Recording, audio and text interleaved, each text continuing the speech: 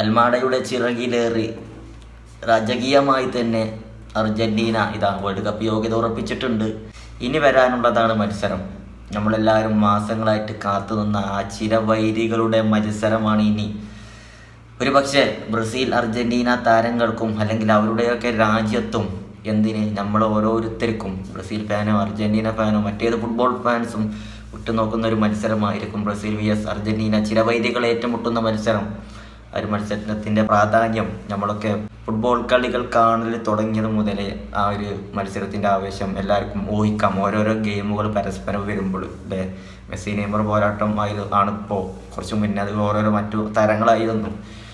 അതിനൊക്കെ പുറത്ത് fan ഫൈറ്റുകൾ, Brazil Argentina fan ഫൈറ്റുകൾ വേറെ. ഇപ്പോൾ ഏതായാലും നെയ്മറും മെസ്സി ഒന്നും ഇല്ലാത്തതുകൊണ്ട് കുറച്ച് അതിൻ്റെ ഒരു ഇത് കമ്മിയുണ്ട്.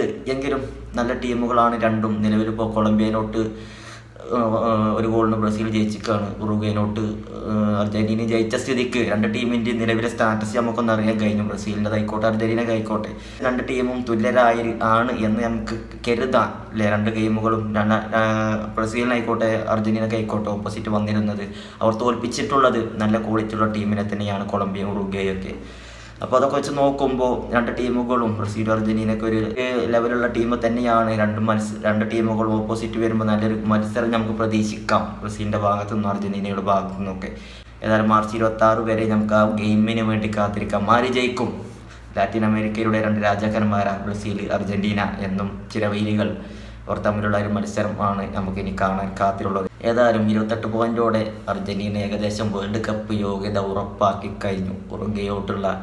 ഉറുഗ്വേയുമായിട്ടുള്ള ഒരു ഗോളിൻ്റെ വിജയത്തോടു കൂടി.